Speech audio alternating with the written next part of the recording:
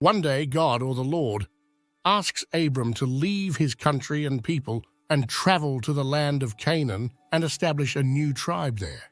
According to the Old Testament, at the age of 75, Abram heeds this call, setting out on this journey with his wife Sarai and his nephew Lot. After a long journey, they arrive in the promised land of Canaan, where they are told that the land is chosen for them and granted to their lineage. However, the land of Canaan was already inhabited by various Canaanite tribes before he arrived. These tribes are mentioned in several passages of the Old Testament. The most frequently mentioned Canaanite tribes are the Hittites, Amorites, Hivites, Jebusites, Perizzites, and Girgashites. The Canaanites were a diverse group of people with their own distinct cultures and languages. They were primarily agriculturalists, but also engaged in trade and other economic activities. The Canaanites were also known for their religious practices, which included polytheism. The biblical narrative does not provide a specific date for Abram's arrival in Canaan, but it is generally believed to have taken place in the early 2nd millennium BC. The relationship between Abram and the Canaanites is complex and often fraught with tension. In some passages, the Canaanites are portrayed as hospitable and welcoming to Abram and his family, while in other passages, they are portrayed as hostile and antagonistic. Despite the challenges he faced, Abram eventually established himself and his family in Canaan. At the age of 99, Abram makes a covenant with the Lord, and his name is changed to Abraham. Abraham dies at the age of 175 and is buried in the cave of Machpelah, near the city of Hebron, located in today's West Bank. Abraham had 2 sons, Isaac and Ishmael. Isaac is regarded as the ancestor of the Jews, while Ishmael is considered the ancestor of the Arabs. These brothers share the same father but have different mothers. Isaac was born to Sarah, while Ishmael was born to Hagar. Isaac, around the age of 60, is granted a son, even though his wife is barren. His name is Jacob. Jacob, by the Lord, is given the name Israel. The 12 sons of Jacob are the first generation of the children of Israel, or the Israelites. The lineages of these 12 sons eventually form the 12 tribes of Israel. According to the narrative in the Old Testament, under the leadership of Joseph, one of Jacob's 12 sons, the Israelites entered Egypt. Initially, they lived in peace and security in Egypt, since Joseph had attained a significant position in the Egyptian administration. However, as the regime in Egypt changed, so did their situation in the country. The population of Israelites was increasing, and the new pharaoh started to feel uneasy about them. The Israelites experienced a period of great oppression in Egypt. They believed they were chosen and blessed by God. Despite this, they were enslaved and subjugated by the polytheistic, idol-worshipping people of Egypt, forced to work to death in the cities of Pharaoh, who claimed divinity for himself. This continued until a savior sent by God arrived. That savior was Moses. God instructed Moses to go to Pharaoh and lead the Israelites out of Egypt. According to the Old Testament, the Israelites journeyed from Ramesses to Succoth. There were about 600,000 men on foot, besides women and children. They had stayed in Egypt for 430 years. The 10 Commandments were also revealed to the Israelites through Moses. The first of the 10 Commandments formed the foundation of Jewish belief, which is the oneness of God or monotheism. Jewish culture developed based on this divine command. Therefore, the Ark of the Covenant, which contained the 10 Commandments and other revelations given to Moses, became the most valued possession and symbol of the Jewish people.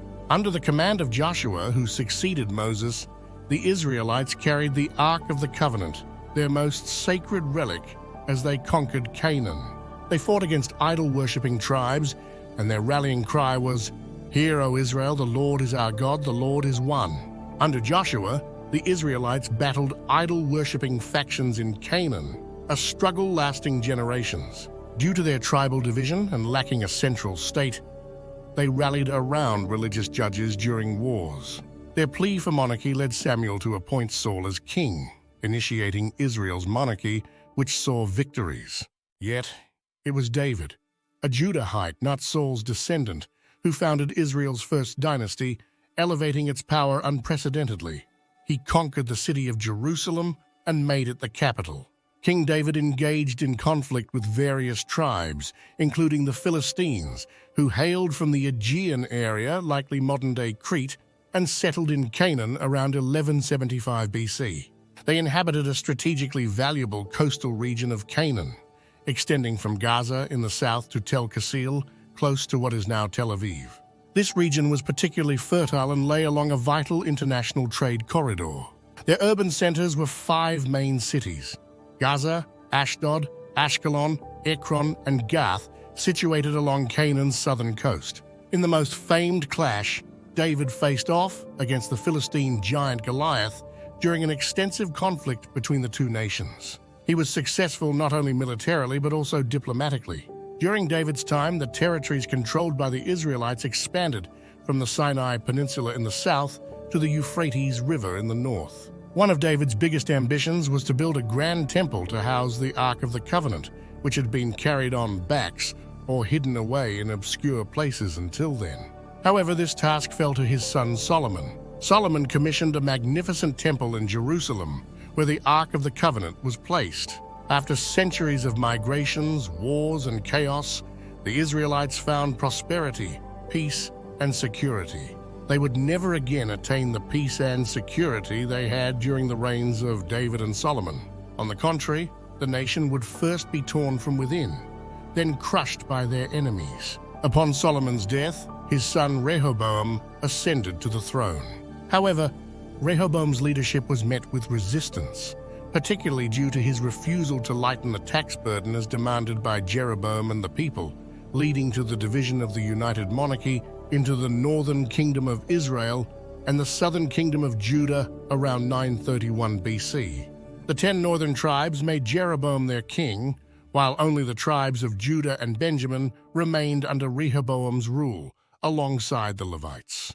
The division resulted in a period of political instability and conflict, with both kingdoms experiencing various degrees of prosperity and challenge. This separation marked the beginning of 2 distinct political entities: the northern kingdom, with its capital eventually in Samaria, and the southern kingdom, which continued to have its capital in Jerusalem.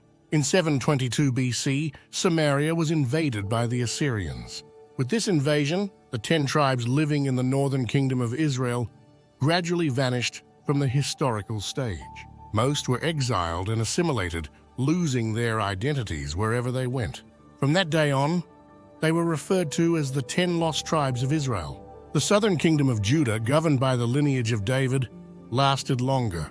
In 587 BC, King Nebuchadnezzar of Babylon invaded Jerusalem, overthrowing the kingdom of Judah. Jerusalem was razed to the ground, and more importantly, the temple built by Solomon was destroyed. Most Jews were enslaved and exiled to Babylon.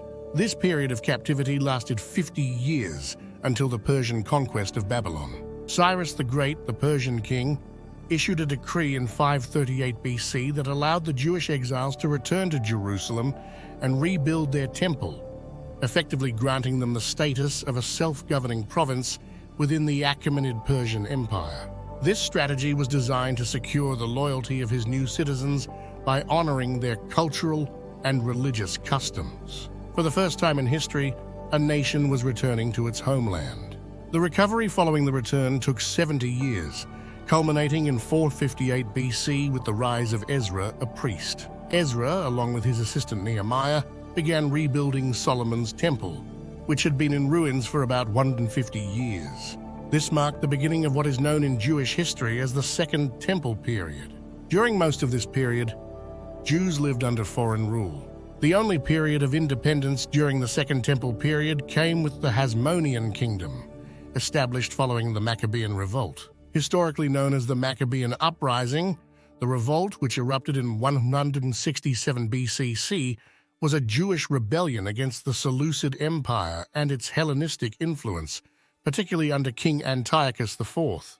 Antiochus's imposition of foreign customs and religion, including a ban on Jewish practices and the desecration of the temple, sparked widespread dissent. The revolt was catalyzed when Mattathias, a Jewish priest, refused to perform a pagan sacrifice and killed a fellow Jew who did so, as well as a Seleucid official. This act of defiance led to an open rebellion, led by Mattathias and his sons, known as the Maccabees. The rebellion didn't just remain an uprising. It succeeded in liberating Jerusalem from pagan invaders and achieved success in a short span of time. In 164 BC, the traditional festival of Hanukkah was celebrated in the Temple of Jerusalem, which had been cleansed of all pagan gods and symbols. Jews refer to this as a pure festival. In 152 BC, the First Hasmonean Kingdom was founded, becoming a significant and strong regional power. The Hasmonean dynasty managed to preserve its independence for 80 years, establishing an independent Jewish kingdom in the land of Israel. However, this independence was lost in 63 BC when the Roman general Pompey captured Jerusalem. By 37 BC, the region had become part of the Roman Empire. Despite being under Roman rule, the Jewish people continued their religious practices and maintained a degree of autonomy. However, tensions between the Jews and the Romans eventually led to a series of revolts. The most significant of these was the Great Jewish Revolt, which began in 66 AD. The revolt resulted in the destruction of Jerusalem and the Second Temple in 70 AD. This event had a profound impact on the Jewish people, leading to the diaspora and the spread of Jewish communities throughout the Roman Empire. Despite these challenges, Jewish culture and religion continued to thrive, with significant developments in Jewish thought and practice occurring during this period. For 2,000 years, the Jewish people lived scattered across various parts of the world, maintaining their cultural and religious identity despite often facing persecution and displacement. This period, known as the Jewish diaspora, saw Jewish communities establish themselves in Europe, North Africa, the Middle East, and beyond. During the 19th and 20th centuries, the Zionist movement emerged, advocating for the establishment of a Jewish homeland in Palestine. This effort culminated in the establishment of the modern state of Israel in 1948, following the end of British rule in the region. The establishment of Israel marked a significant turning point in Jewish history, leading to the ingathering of Jews from around the world. Despite facing significant challenges, including regional conflicts and political tensions, Israel has continued to develop and evolve, playing a central role in the contemporary Jewish experience. The history of the Jewish people is one of resilience, faith, and continuity. From their origins in ancient Mesopotamia to the modern state of Israel, the Jews have maintained a strong sense of identity and community, shaped by their religious beliefs and historical experiences. Thank you for watching our video. If you found it interesting and informative, don't forget to like and subscribe for more content like this. Also, feel free to leave your comments and thoughts down below. We appreciate your support and look forward to bringing you more engaging content in the future. See you in the next video.